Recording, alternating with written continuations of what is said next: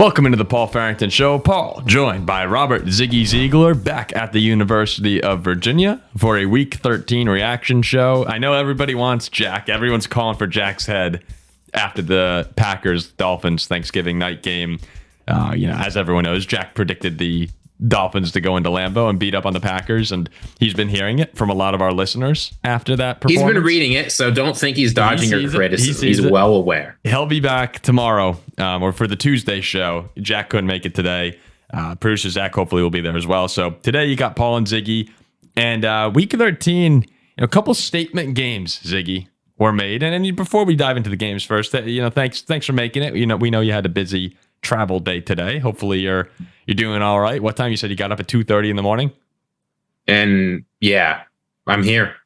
Yep, and you're here. It's like about sports. All right, so the Eagles take down the Ravens 24-19, and a shocker to me.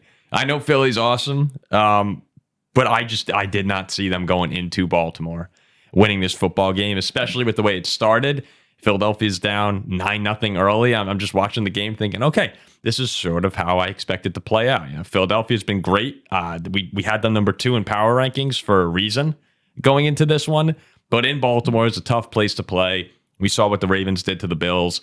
And then they just turn it up. And they go to that next level, 14-12 at halftime.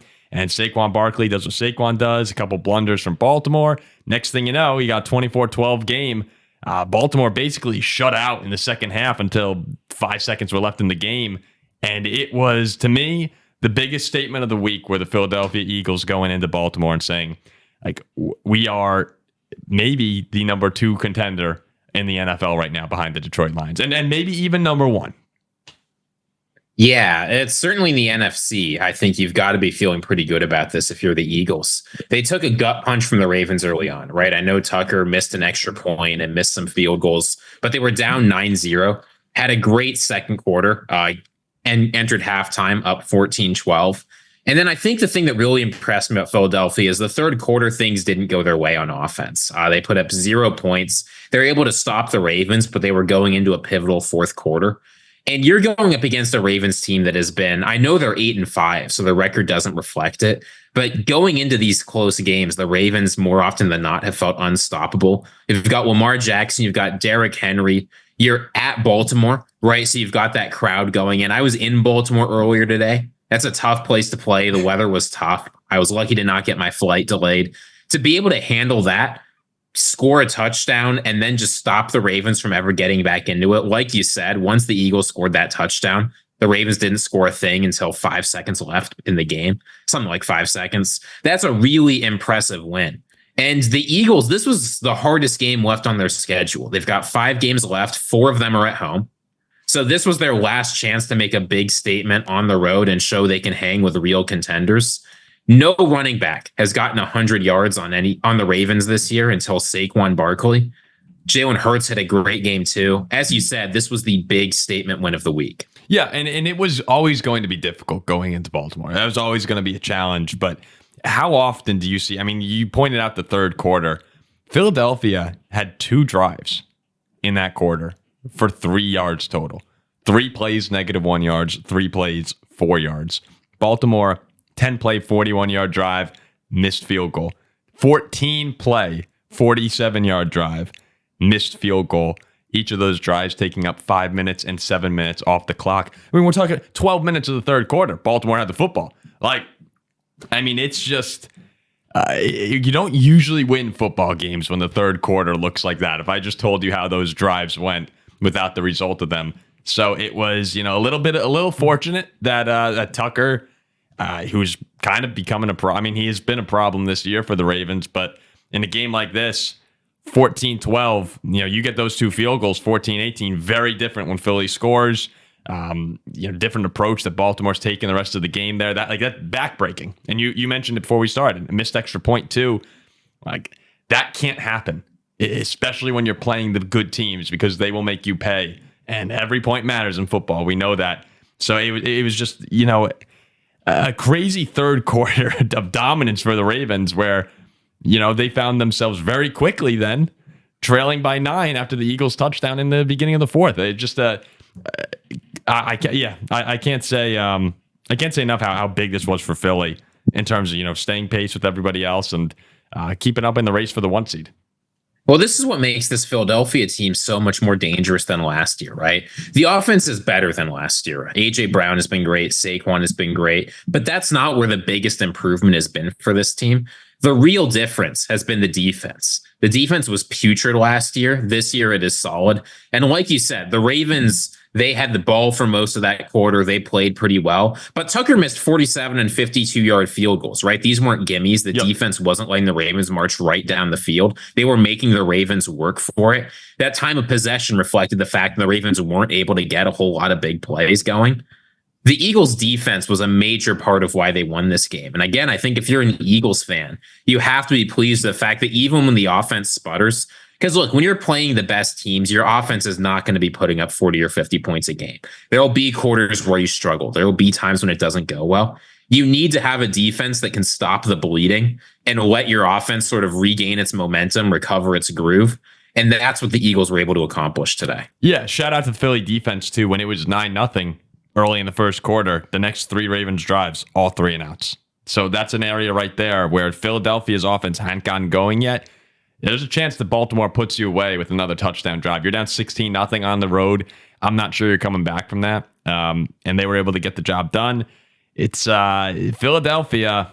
I told a lot of people, and I don't know, not everyone agrees with me, but going into Philly is my biggest fear in the playoffs right now as a Vikings fan. I don't want to be in that bill. I don't want to be in the link. Don't want to be on the road against that team. I'd rather go to Detroit. I know how great the Lions have been this year, but Philadelphia, there's just something about them it really scares me right now. And then, it is. I know what it is. It's what you said. A.J. Brown, Saquon Barkley, Jalen Hurts. They just have monsters on offense. And if the defense plays like this, holding Baltimore to 19 points, really 12, I'm not even going to count that last touchdown. It's scary stuff for the NFC. The top 2 teams are just playing such good football right now. Yeah, well, I'll just say keep an eye on the 1 seed because the Eagles, their remaining games, as we said, 4 of the 5 are at home. At home, they've got the Panthers, the Steelers, the Cowboys, and the Giants. They go on the road to play the Commanders. The Lions, on the other hand, host the Packers, Buffalo, and Minnesota, and have to go on the road to play the 49ers and Bears. Yeah. So the Lions, certainly, they control their own destiny. If they keep playing like they're playing, the 1 seed is theirs. But Philadelphia, I guarantee you, is sitting back saying, we're 6-1 on the road. We've got a bunch of home games left against some pretty bad teams. They will be, I think the 1 seed will come down to the last week. I think the Eagles will have a chance to get it all the way up for the rest of the season.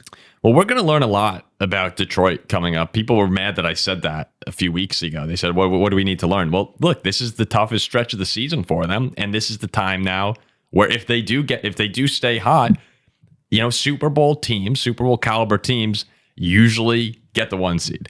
I mean, that's going to be critical. You finish the season strong and you get those home games because that matters. You do not want to go into Philly if you're a Lions fan. It's straight up. You want Philly to come to you. You want Philly to come to you. I mean, straight up. Like this is the time of year now, I think, where Detroit, they don't need to prove they're a good team, but prove you're a championship team right now over the next month of the season.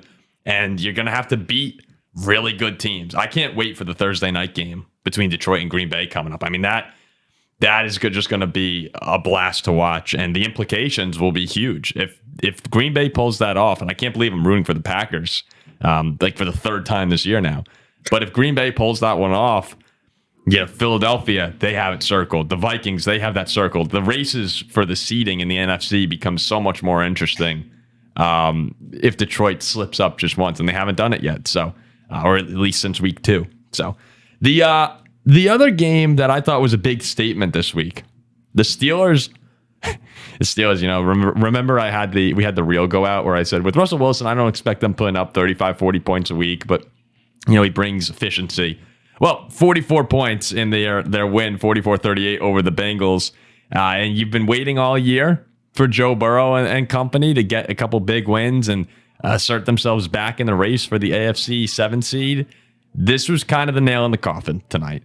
I don't see much of it. It's over. It's over. They're going to be three games back right now, maybe 2, depending on if Denver's able to win tomorrow night. But It's been the story all year for the Bengals. The offense can be explosive.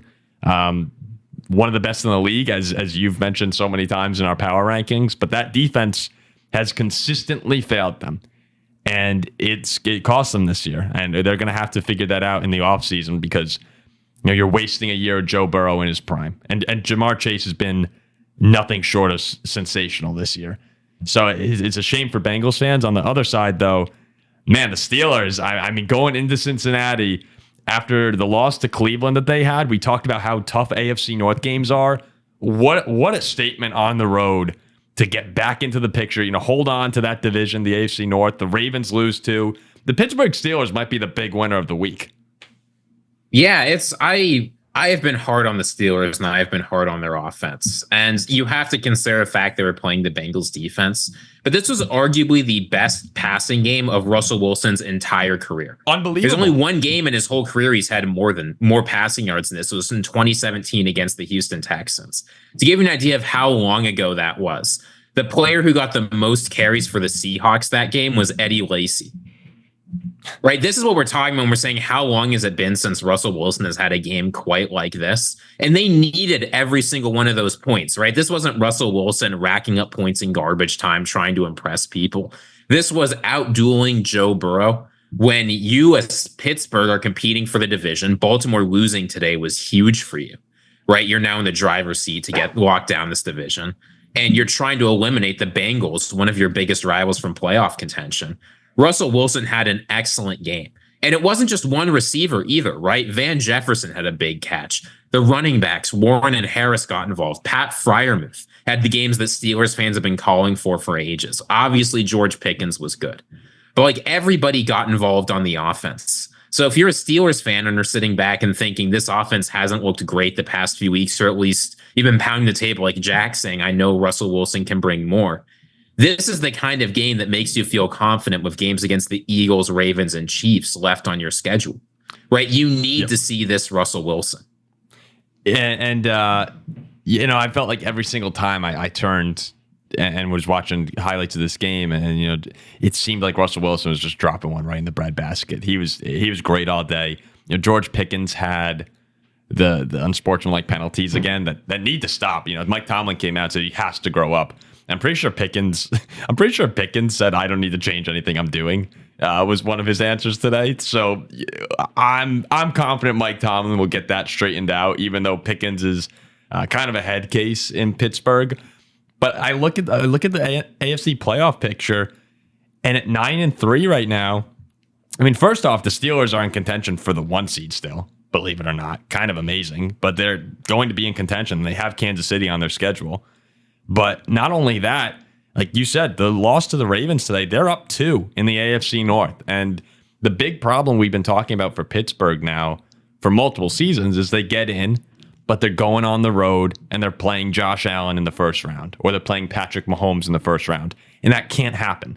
Like, you just can't have that so early in the playoffs. And frankly, they just haven't been very good because they have Trubisky or Pickett or whoever at quarterback. This is starting to feel different now for the Steelers. And it's a damn shame they lost to the Browns, because if they were 10-2 right now, I think that you're really talking about the 1 seed potential. If they get to the 2 or 3, or even if they just hold the 3 seed, like right now they'd be hosting Baltimore in the first round of the playoffs. And my this is the classic case. My head says go with the Ravens. Lamar Jackson would probably win that game, but they own Lamar Jackson. And to get a game in Pittsburgh, I'm starting to seriously take the Steelers as a contender in the AFC. I don't know. It feels wrong, but I think I have to, right? I'll say I do want to see them. They don't need to have this level of performance, but I want to see a little bit more from this offense. This was, as we said, far and away the best performance from the offense from the year. So I'm not willing to say this is who the Steelers are. Russell Wilson had that pick 6. Obviously, that was a concern. It's amazing, honestly, that despite a horrendous pick 6, he had as incredible a game as he did. Yep. But this has changed my perspective on the team. Now we know what they can do. If you want to be a contender, especially because it's unlikely the Steelers are getting the 1 seed. I mean, if they beat Kansas City, there's a chance. But even then, even if they're able to beat Kansas City at home, the Chiefs probably still get the 1 seed with the way they've been playing and the luck they've had. You need to be able to do this consistently, right? Whether you get that bye or not necessarily this, but you need to have an offense that can play really well every single game. I am not convinced the Steelers have that yet, and I'm inclined to give the benefit of the doubt to teams like the Chiefs, like the Ravens, like the Bills, that have shown at least the ability to do this over a stretch. But look, you get a chance to prove yourselves, right? You get to host Cleveland. And as Jack would say, though that's AFC North football, that's a totally different situation when the Browns are coming into your building. Then you play the Eagles, the Ravens, and the Chiefs at Philadelphia, at Baltimore, home versus the Chiefs. That is where the Steelers can show us that they are who they say they are. They're who Mike Tomlin says they are. They're who their fans say they are. And I'm not going to say I believe yet, but I believe that it's possible for me to believe. And if you'd asked me last so week, generous. I even put this team in my top 10 in the power rankings, right? I have not been high on this team at all. The fact that their defense can collapse the way it did, his defense had a horrible day. When was the last time Pittsburgh won with the defense giving up 38 points? I have no clue. But it might have been that Texans game, right? With Deshaun Watson just powering it out. But this is a totally different game from them. So I'm pleased. Yeah, you have to be. You're right. I guess the defense only gave up. There's a defensive score, but still. I mean, if you look at the drives in this game, it is lit up with points, with point scoring drives. But you mentioned the schedule, and we always talk schedule on this show, for better or worse. Yeah, when you have those games coming up, the Eagles, the Ravens, the Chiefs, that's what makes a day like today so important, with the Ravens dropping 1 to Philly. Baltimore's probably going to end the year 3-1, maybe 4-0. And I mean, of course, if the Steelers beat the Ravens in Baltimore, the division's over regardless. But assuming you lose that game in Baltimore, it's tough. I mean, this is a tough slate of games here, and this was one where I expected the Bengals to win and the Ravens to win, to get the exact opposite and to gain that game of separation. It means everything. And just to get an idea of how good the Steeler offense was today, and Russell Wilson, interception for touchdown. That's Cincinnati on the first Steeler drive of the day today. So Russell Wilson starts the game with the pick 6. From there, so part of the resilience bouncing back from that, Pittsburgh's drives resulted touchdown, touchdown, touchdown, field goal, missed field goal, touchdown, 1 3-and-out punt, field goal, end of game. So we're talking about every single drive except the pick 6 to start the game and the punt later on in the second half. Every other drive was points on the board or a missed field goal. So, an amazing performance against a crappy Bengals. Let's be real, it's a crappy Bengals defense as well. I mean, they've been terrible all season. But the encouraging thing is you did it. Because most of the time, the Steelers offense that we've been used to would not put up 44 points, even on the worst defenses in the league. So, good good for Jack, good for Pittsburgh. Another amazing win. Let's bounce around here. So you said Ziggy, and we'll get you know what? Actually, let's go to the Vikings real quick first. So I hit on the Vikings. Yeah, I mean, what a win! What a win! I hit on the Vikings for about 15 or so minutes solo today with producer Zach, and I was jacked up, man. Maybe I'm wrong for being so excited. A couple people seem to be thinking that this was a bad thing for the Vikings because they didn't look great all day. To me, it's the exact opposite. It's like, yeah, the Arizona was going into today a playoff caliber team who's been playing really good football, I guess prior to the 16-6 loss to the Seahawks, but they've been playing good. Kyler Murray, I think, is one of the best quarterbacks in the league. To have a comeback win like this, to extend your win streak to 5, keep pace in the NFC, I was thrilled. Where did you come down on it? When that Aaron Jones fumble happened, right? He catches the ball and fumbles it close to the end of the first quarter. I thought we were toast. Honestly, I thought that would be a sign of moments to come. Yeah, well, it's the Vikings have gotten away. Oh, well, I'll say this, right? The Vikings have gotten away with a lot of miscues on offense, right? We've seen that over the past few weeks. They've managed to win games that maybe they shouldn't. The Arizona Cardinals felt like a team that could punish us. And you have to admit, for a lot of the game, it looked like that's what was going to happen, right? Kyler Murray played a very good game. The Cardinals offense was solid. Our defense wasn't great. The Cardinals defense was able to get it done. But the Vikings defense, where it showed up today, despite being outgained 406 to 273, despite the offense completely face planting on third down, the defense stopped the Cardinals in the red zone, right? The Cardinals were 1 for 6 on touchdowns and red zone possessions. And I get nervous when I see stats like that because I honestly don't think, and I don't think the evidence shows, bend don't break defense is repeatable. But that's not what we've seen from this defense for most of the year. Usually the defense has been better. The Vikings, their identity has been for the past few years. If you watch the broadcast, they talked about this a million times and how much we win one-score games. This team is resilient. They never count themselves out. And when the pressure is on, the Vikings know how to perform. And that's not just a current players on the team thing, right? Obviously, that's a Kevin O'Connell thing, and that's a culture thing. Because since he's been there, the Vikings have done a really good job managing these one-score late into the fourth games. I'm not thrilled about this game. Beating Arizona is nice. I don't like exactly the way it happened. But at a certain point, I mean, the Vikings are going to the playoffs now. Even the Minnesota Vikings can't screw this up. Yeah. Like, we will go to the playoffs. This would be all time. I know it's mathematically possible. It would require extraordinary failure. But it would require a Minnesota Vikings-esque type of situation. They're 4 games up on a wild card spot, the next closest team. So here's what I'm thinking. I'm thinking we've played 12 games. The Vikings are 10-2. It's one of the ugliest 10-2s I've seen in a long time. I don't like the fact that our last 1, 2, 3, 4, like almost every game we've won has been a one-score game. I'm not even going to count because besides the Titans game, I think every victory has been a one-score game, and the Texans game, obviously. And like that Giants game, but who remembers that? I mean, so dude. Look, but here's what I'm saying. That sucks. But we played the Lions within 2. This team has shown that it can rise to big moments. They beat the Packers with mostly divisional games left on the schedule besides hosting the Falcons and going to Seattle. I hope internally this team is talking about trying to win the division. I don't think it's particularly likely. I think Detroit's the better team. But I think they have a real chance here. And in order to do that, they're going to have to start playing some better football. They can't be going to overtime against the Bears. They can't be beating the Cardinals and the Jaguars by a single score. Why? I mean, I get it, but like, and sorry about the voice crack. No, you're good. They need to play. Can you admit they need to play better football if they want to be able to go into Detroit and win? If they want to be able to beat the Packers again, they need to play better football. But at the same time, first off, like let's look at the past couple of weeks. Dominated Chicago. Anomaly. The end of that game was just. It was crazy. We've done that enough times. It's not an anomaly.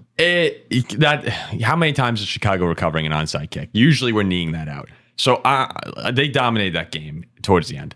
Jacksonville, bad game. Like straight up, you're right. Horrible game. Darnold threw all the picks, but we outgained them, 450 to 60 or something? Like it was one of the most dominant games of the season on paper outside of the score.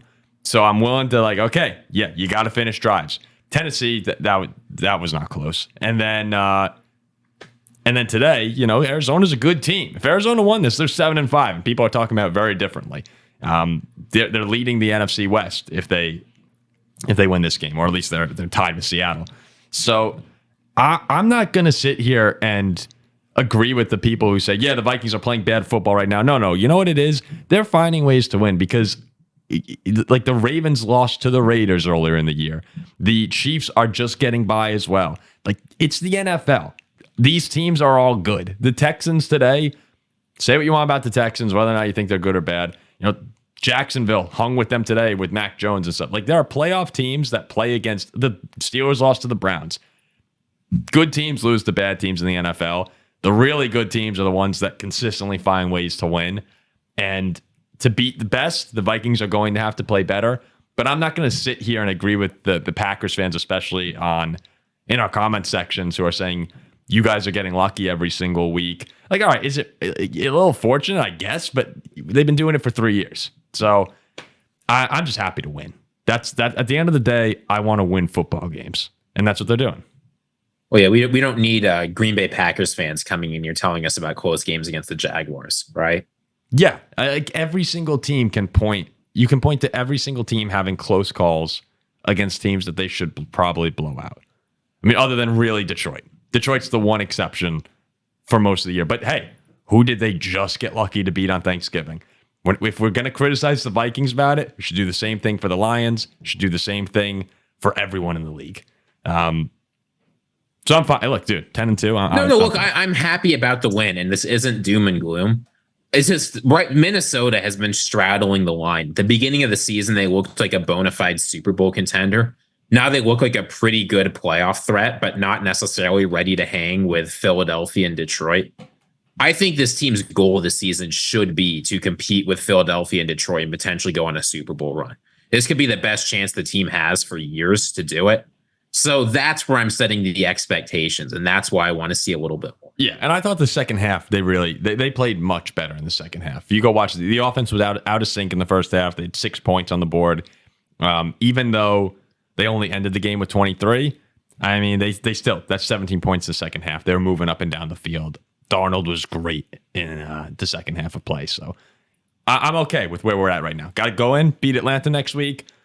Next week's very important. Between the Packer-Lion game and Atlanta, there's a real opportunity here to either get some separation on Green Bay or to start chasing down the 1 seed. I mean, it's going to be a lot of fun. Who we have after? Let me just see. Then we host Chicago. Okay. It's a tough schedule to end. Can I just say one thing about this Minnesota Vikings team that I think is just astounding at this point? Please. Justin Jefferson, at this point, like, excellence has just become so standard. They don't mention it during the broadcast. Yeah, I know you talked about this, but like, I'm thinking back to last week, for instance. Justin Jefferson became the youngest player in NFL history to get to 6,000 yards. He's gonna do it, get to 7,000 a minute. Like, he's been the youngest player in NFL history for how many milestones, and nobody talks about it. Why Justin Jefferson's leading the NFC in receiving yards? Whatever. He does that every single year, it seems. Justin Jefferson, anytime you need a big play from the Vikings, he comes up with it, right? There was that huge fourth down. What do? We get to Justin Jefferson. He gets open. He catches the ball. Yeah. You just sort of shrug, right? He's because amazing. This is just what he does. Against the Bears, he only put up 27 yards, but that's because the Bears were blanketing him, and he still made some huge team plays on blocking the rest. Whatever. It's just Justin Jefferson. Like, at this point, nothing this guy can do can impress anybody. And I just have to say, I think that tells you so much about how good he is. The media at large, nobody is talking about Justin Jefferson, right? Everyone talks about A.J. Brown. People talk about Jamar Chase. Justin Jefferson being the best receiver in the NFL or close to is just expected, right? Unless he's heading for Megatron's record, nobody cares about what this guy does. So I got to give a little shout out to Justin Jefferson for continually being the most important player on this offense, getting no cred for it. And he doesn't care, right? George Pickens is over complaining about not getting the ball enough. Justin Jefferson, he just wants to win. So you said you wanted to talk a little bit about the Chargers and the Falcons game. The Chargers win 17-13. Kirk Cousins, 4 interceptions. Just a dreadful day for Atlanta, especially with the Bucs overtime win. Now they're tied for the division. What was your takeaway from Chargers and Falcons? This might be the worst offensive performance in a victory this entire season. I mean, I don't even know where to start with the Chargers, right? Take away that ridiculous fumble. Take away a fake punt on your 36 that doesn't work. Like, you're not Detroit. You guys can't do that. There's only one team in the NFL that can do that. Notre Dame can do that. Hell yeah. The Chargers can't. The Chargers did nothing right on offense. Without J.K. Dobbins, they couldn't get an effective running game going. Justin Herbert, he really didn't do much of anything this game. If you look at the efficiency numbers, they were below 15th percentile in both passing and running in terms of success rate and EPA. Like, this was just a disaster. The Falcons were hardly any better. Kirk Cousins, Darnell Mooney pick 6, 2 interceptions trying to force it to Drake London. Like, things were terrible on offense for both of these teams. But I think this was an alarming performance from the Chargers. I know they won the game. I know that's good. I know they're probably locked into the playoffs at this point. But when you brought in Harbaugh, right, you were talking about transforming the team's identity, becoming run first, having a great defense and the rest. And they lived up to that in part. It was a good defensive performance from them this game against a Falcons offense that isn't great. Outgained them 350 to 187, but like has been okay this season and has had good games. You have to worry about the fact that without J.K. Dobbins, the run game wasn't good. You have to worry about the fact that Justin Herbert he's played decent football. Nice. He's got 13 touchdowns. He's only got 1 interception, but he's been pretty pedestrian. It's easy to sit back and say, and I said the same thing about the Vikings, so I'm going to say the same thing about this Chargers team. It's easy to sit back and say they won. Let's not worry about it. Take the wins. But if you want to be a real deal contender, and this Chargers team, again, not as much as the Vikings, but they're sort of straddling that line between okay team and like frisky playoff contender that might be able to go on the road and win a game or two. You need better performances than this. And with some important games coming up, they go to Kansas City next week. They host the Buccaneers, who have been up and down. They host the Broncos.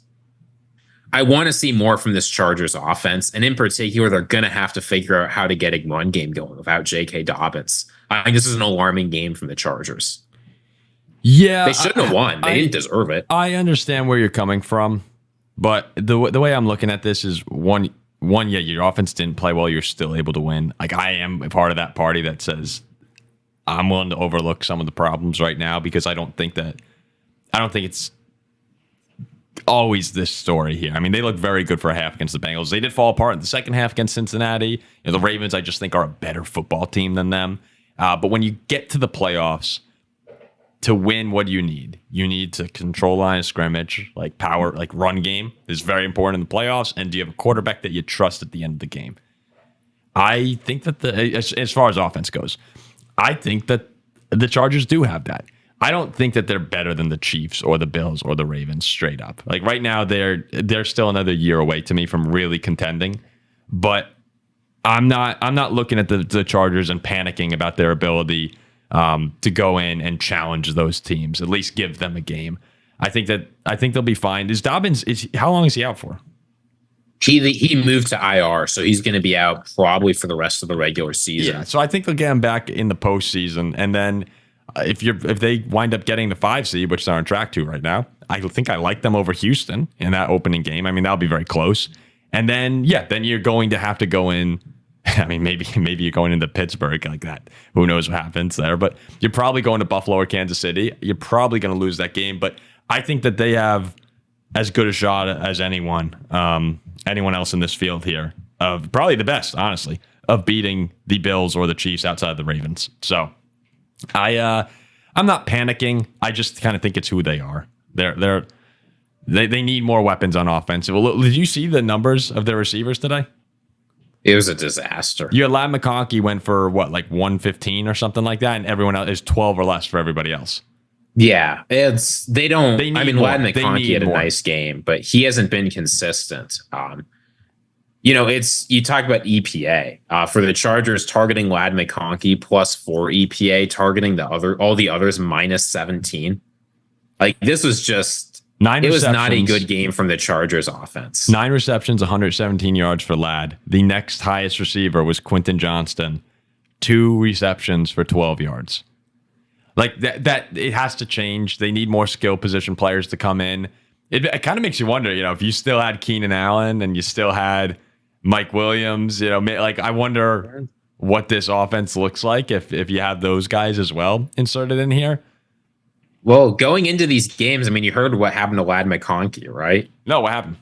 He had a knee injury, and then they asked Harbaugh about the knee injury, and his response was, "We'll see." Yeah, that's never good. That's never good. No, I don't think he tore his ACL or whatever. It didn't quite look like that, but he might have another J.K. Dobbins-esque knee sprain. He might have to miss some games. Wouldn't that be the story of the Chargers once again? Just everybody gets injured. You've got nobody left except Justin Herbert, and you just fall apart at the end of the season. Yeah. So I mean, to answer your initial question about, how to feel about the Chargers offense here, I'm not really looking at this game super worried. They've had some issues like this, but that's sort of what I come down on is they're just not a very explosive offense until they get more weapons. So as far as contending in the playoffs, I think that they're such a hard-nosed football team and tough team that they'll be able to challenge anybody. I just don't think they're on the level of the Ravens or the Bills or the Chiefs or probably even the Steelers at this point in time. But they're capable. Yeah, I think they're capable of beating any of them on any given day. It's just everything would have to go right for them to get those wins, especially on the road in January. Okay, just a couple more here that we'll go over. Some of the races are really heating up. And I mean, the NFC West right now, it's going to be a hell of a battle at the end of this season. We'll see what happens. We're recording during the 49ers and Bills game right now. But as things currently stand in the NFC West, you have the Seahawks at the top at 7-5. The Cardinals and Rams both tied at 6-6. The Rams winning today over the Saints, who are actually kind of still in the picture for the NFC South, believe it or not. And then the 49ers at 5-6. We'll see what happens. I meant if the Saints had won. I'm sorry. Yeah. Okay. So the Seattle win, it was huge. I mean, they were down much of the day against the Jets, and the Cardinals were up much of the day against the Vikings. That flipped really towards the very end of each of those games. And Seattle is in a great position where, as things stand right now, they do have some difficult games coming up. You know, they are on the road at Arizona next week, which is, I mean, that's one of the games of the week. Then you got the Packers and Vikings coming to town. So we'll see whether or not Seattle's able to hold on over these next 3 weeks here. But I just can't wait to see the end of this NFC West race. And I'm not sure really who I'd pick right now. The whole year I've been thinking San Francisco, but I think this is as much of a toss-up as you could get. Yeah, this is the only division left where there are 4 teams that have some chance of winning it. If the 49ers lose to the Bills, they'll mostly be out, though I don't want to count them out entirely because they're still a very talented team. But there will be at least 3 teams competing, the Seahawks, the Cardinals, and the Rams. And they don't play each other a ton. The Seahawks go to Arizona next week in a big game, and they go to the Rams in a big game. But it's not like the NFC North, where like all of these teams have tons of games left against one another. Yep. And it's really just going to be the Seahawks and the Rams and the Cardinals playing each other once. And the Cardinals have 1 game left against the 49ers. But yeah, this division, it feels like, could go basically any way. I still am not convinced that Seattle's going to get it, though time is running out for me to be proven wrong. But if the record's this close, if every team plays each other in the division left once, which is basically what's going to happen here, this is an incredibly volatile situation. Seattle has had their ups and downs, right? Obviously going down, they were down 21-7 against the Jets. They were in trouble, yeah. And somehow managing to find a way for the Jets to hit a new low.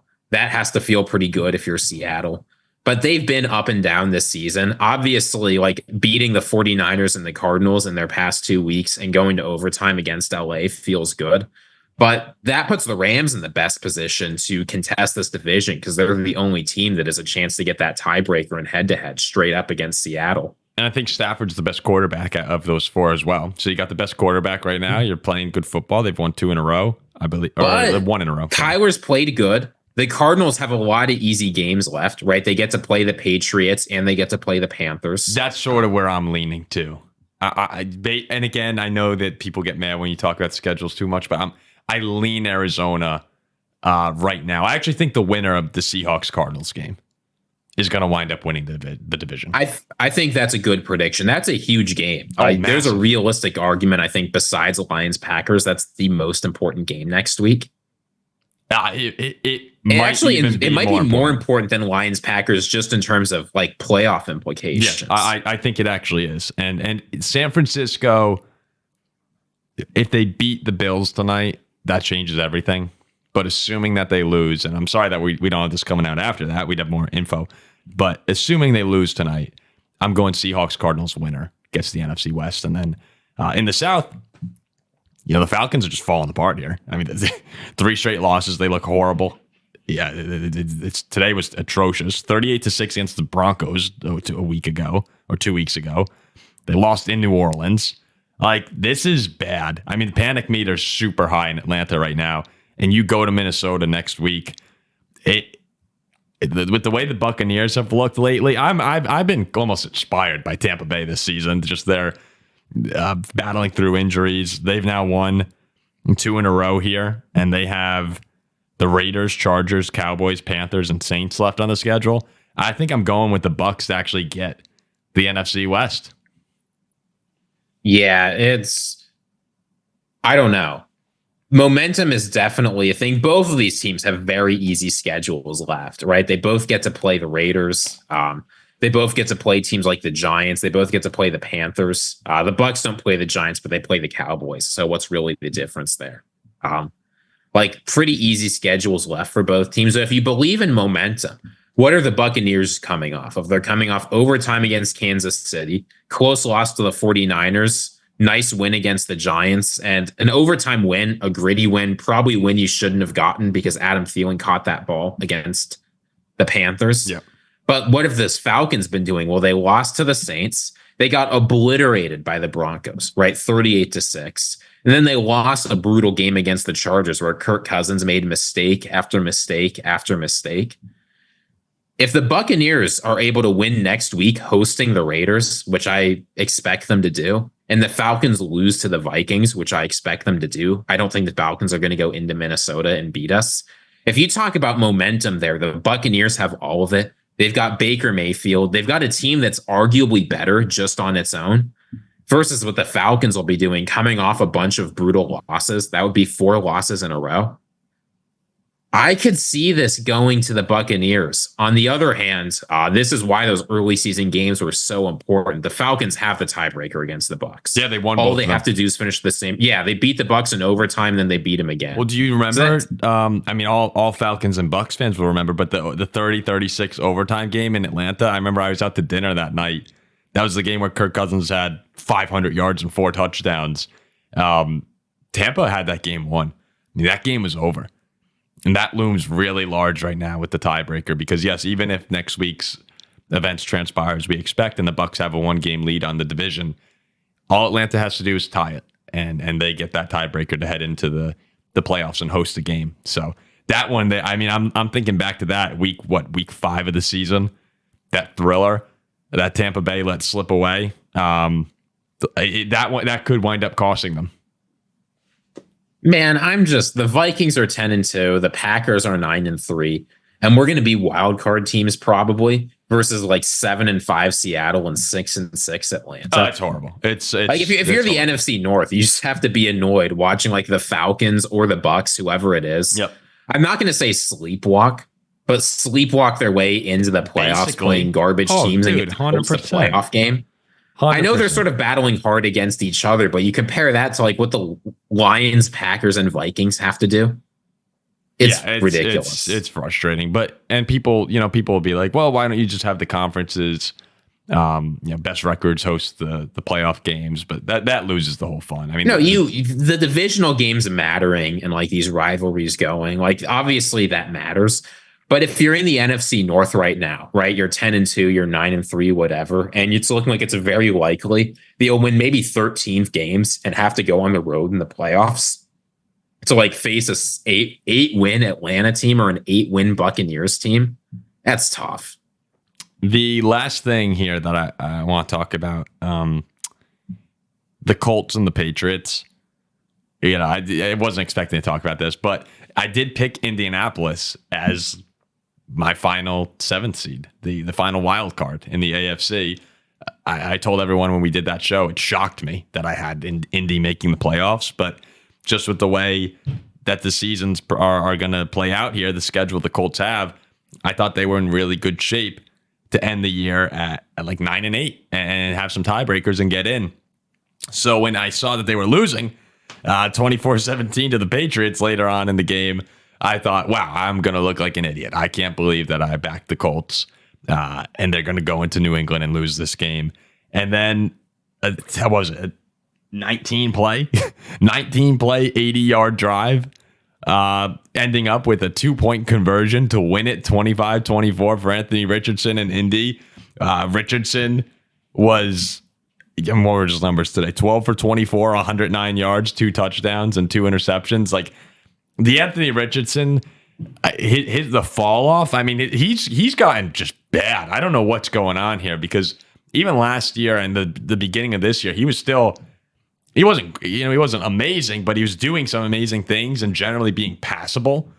But his play now is just that. I mean, in terms of throwing the football, it's disgusting. But you find a way to win.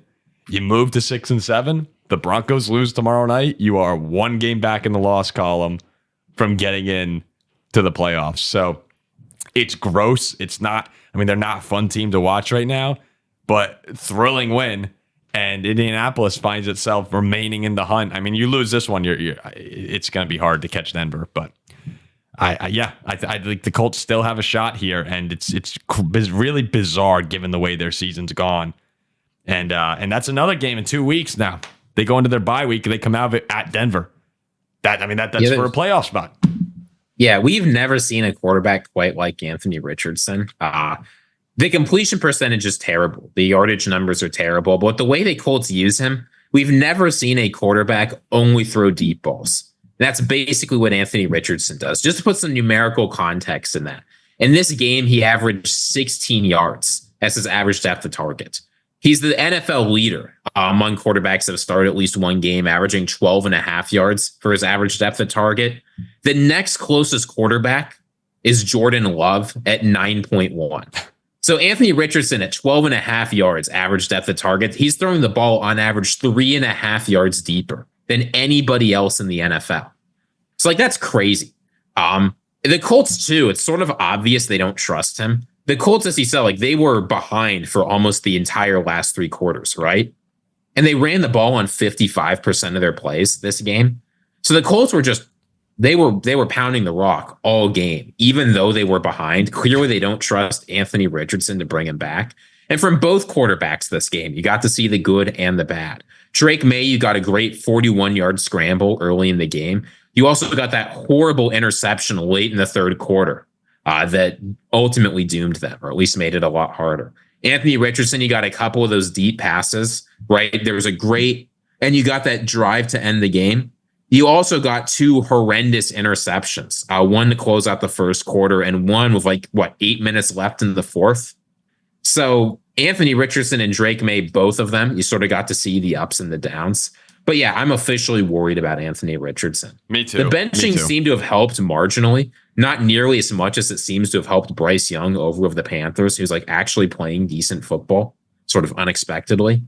But at this point, if you're the Colts, you're probably giving Anthony Richardson one more year. You want to give him a regular offseason where he's not recovering from shoulder surgery. It's not a great quarterback class. I think you probably just kick around, see if Viking can do his thing.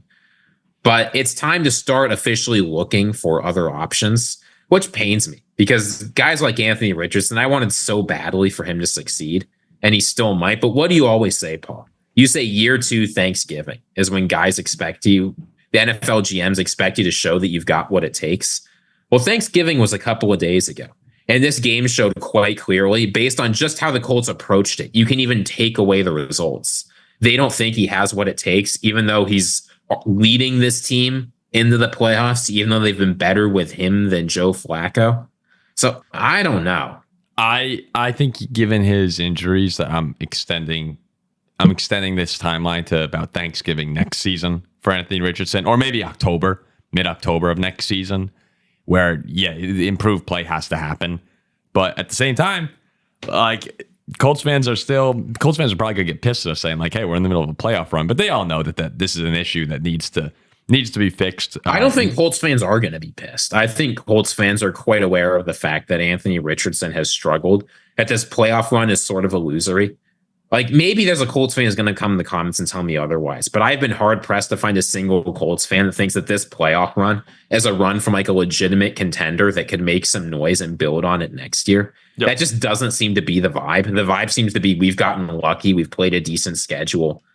But I guarantee you, they're going to be at Milrose Pro Day, make the same mistake. They're going to be at Carson Beck's pro day. They're going to be at Quinn Ewers' pro day. They're going to be checking into all of these quarterbacks. Yep. Anthony Richardson's job is not safe. Oh, 100% agree with you. And it's funny that you're having these issues with your top 5 draft pick, who's also been injured so much. And yet at the same time, if they beat the Broncos out of the bye week, they will probably go to the playoffs. The rest of the schedule is Tennessee, the Giants, the Jaguars, and who knows if Trevor Lawrence is even playing. So I guess today showed you they can lose to anybody. That's probably was the fatal flaw that I made in predicting the Colts to go to the playoffs is, the Colts aren't actually that good. But at the same time, I like them more than all the teams they play the rest of this year outside of Denver. So win that game and you control the rest of your schedule. or you control the rest of your year to get in and have a playoff opportunity, probably going to Buffalo or Pittsburgh, and we'll see how that goes. But yeah, I'd love to see Anthony Richardson turn around over the next couple of weeks. We just haven't seen anything remotely close to signs of that.